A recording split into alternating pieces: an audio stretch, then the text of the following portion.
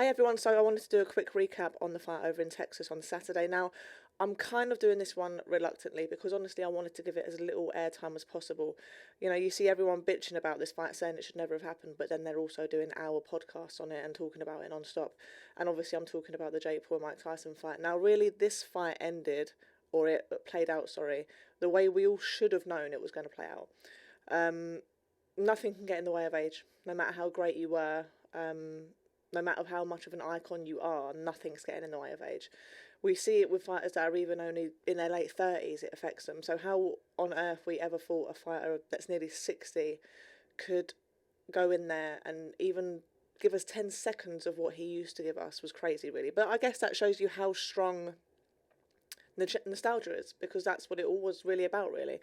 It gave us the chance to kind of almost go back in time, and we loved it, and we kind of fell into a trap, really. And it also showed how great of a marketer Jake Paul is. He did his job perfectly. I'm just glad that we didn't see Tyson get hurt in there ultimately, but that's enough I want to spend on that fight. The perfect tonic to that fight was the Taylor and Serrano fight. Now, this fight was epic. It was huge. I'm kind of gutted that it was on the undercard of this fight because of the Jake Paul and Mike Tyson fight, because really it deserved its own stage. But ultimately, I'm happy that both women will have walked away with bigger purses than they've ever received before, by quite some way, I expect. But a little bit about the fight, it did not disappoint. It probably wasn't quite as amazing as the first fight, but it was still unreal. Definitely could be fight of the year, let's see. But I mean, I made notes. I've made notes round by round because I thought, right, I'm going to score it. Because the first one was so close, so I thought I'm going to score this one. First round, just to give you a rundown of my notes, this is just showing you how close the fight was. Round one, very close, / Serrano, great finish, but overall very nice boxing from KE. So basically I thought you could have scored it either way. If you wanted to give it to Serrano, you could have, because she finished the round on a few big shots, but KE boxed really well in the first part of the round. Round two, very close. Movement and fast combos from KE, but power and pushing back from Amanda. To be honest, I think that kind of says the story of the fight. Round three, close, same as above, Katie using her jab well. Round four, clash of heads, cut. Fight came to life in this round, very close round. Round five, this round is all about Katie disturbing Amanda's rhythm by clinching and punching first. So that was the first round where I thought, you really saw Katie maybe nick the round quite clearly. I'm sure that you'll get people saying that she didn't, but I thought she nicked that round. So that was round five, and I just thought she did really well at stopping Amanda getting into her rhythm for the first time in the fight, just by clinching whenever she felt like Amanda was getting too close, and just punching that split second before Amanda to stop her from getting her shots off. Round six, the cut really opens up, another headbutt, but another really close round. Round seven, great trades, both holding their feet and letting their hands go. Taylor told not to stand after she's let her hands go by her coach, which I thought was really interesting. She goes back to the corner. Her coach, Ross, tells her that she needs to spin off or hold. So basically tells her she needs to go back to doing what she was doing in round five. Round eight, ref takes a point off Katie for headbutting. Now, I have thought about this, and I think that was not fair. Katie has a pretty unusual style in terms of when you look at her from side on, she spends a lot of time with a bit of a weight on her front foot, which means her head is slightly more forward than some fighters. She's not a dirty fighter and she's not headbutting. They're two very separate things. And also, a southpaw on an orthodox fighter, it's not unusual to see this. So I didn't agree with that. But it is what it is. That's what the ref chose to do. Round 9, fucking close. Round 10, fuck. That's literally what I've got written down in my notes. I couldn't score it. And I'm not going to, it's literally one of those fights where it's like, it's what you like. It's what you prefer. If you like a fighter that moves forward non-stop and throws big, heavy shots, you're going with Amanda. If you like a fighter that moves laterally, that throws fast combinations, you're going to like Katie. That is it. So everyone's screaming robbery. I get it. You love Amanda. I love Amanda. Trust me. You're going to struggle to find anyone that is a bigger fan of Serrano as me. But I think robbery is too strong. I think it was another one of those fights that was just ridiculously close. And it reminded me of Leonard Hagler in terms of it comes down to what you like. I remember when used to watch Leonard Hagler when I was younger, I was adamant Leonard won. Adamant. I wouldn't hear otherwise. As I've gotten older and watched it, um, I now lean towards Hagler because I've become more of a fan of that style of boxing. Um, so that's the way it played out, and I think as well that you're going to get this with, first of all, these two fighters are made for each other. They really are made for each other. We are so lucky that we got these two at the same time. But also, you're going to see it with these 10 2-minute rounds. When there's two fighters that are closely matched, this is what's going to happen. Now, after the fight, Katie, I was really happy to hear she said that she's up for the rematch and she wouldn't mind it being 12 threes.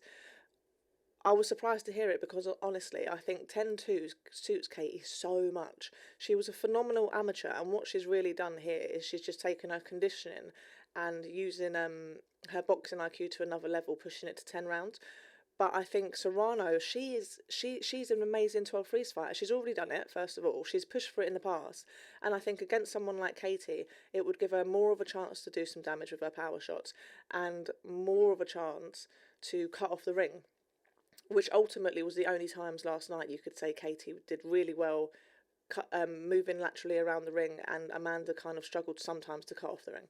Although she still was catching her great shots, so, again, hard to call.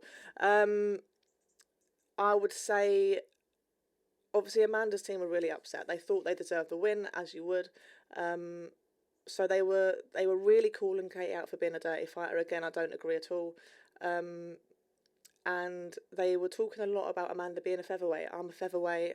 I'm the featherweight world champion. I completely agree. I think that is her weight. That is Amanda's natural weight. But like I said, in these women's fights, in this women's boxing, this is what you see. A lot of the great fighters, they have to jump up and down the weights to get the big fights. And that's what she's done. And all we can do is thank her for it.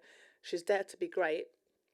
I genuinely don't look at these two losses against Katie and think anything less of her. I know that sounds silly because a loss is a loss, but they both could have gone either way. That's genuinely how close I saw both of them. Amanda's coach was very vocal about thinking Katie's dirty, talking about in her last fights how many people get cut when they fight Katie. Those headbutts were accidental. It's so clear. They're both fighters moving a certain way, coming in and out of a combination, and they kind of they clash heads. But it's not on purpose.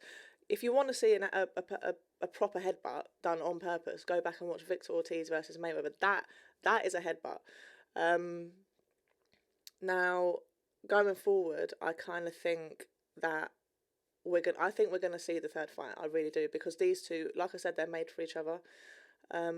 We have to remember when we're watching these two women how lucky we are to have them in the same generation. This is like watching Kobe and Michael Jordan, or Ronaldo and Messi. That's the level we're looking at here.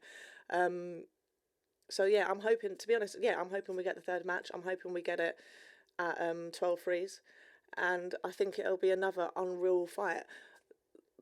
Knee-jerk reaction is Serrano suits 12 threes better than Katie, but we haven't seen Katie do it yet, and I would never ever count this woman out. You'd be mad to do so. Every time she goes in there, there's always questions about, is this one fight too many? And she always manages to pull out a little bit more greatness, and that's what the greats do. Other options for the pair of them, Chantel Cameron's going to be looking for a rematch, or should I say looking for a third fight to get her revenge on Katie. I don't see Katie taking it, to be honest. I think the Serrano fight is bigger. And then you've got Sky Nicholson calling out Serrano. Again, I don't see Serrano taking it. She's going to be desperate for revenge right now. She's going to want that third fight with Katie. So, yeah, I can see it going to a third fight. It would be unreal if it was on a Riyadh season card or in Vegas. They've done the first one in MSG, which was history making. Obviously the second in Texas on the kind of undercard of a bit of a weird one. So a third one would be unreal if it was on either a Riyadh season or maybe even like in Las Vegas, make it really, really historical. I loved it.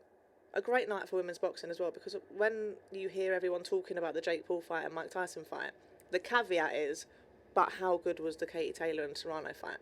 Which is great to hear, it's not one of those, great for a women's fight. It was just an unbelievable fight that everyone loved and everyone enjoyed.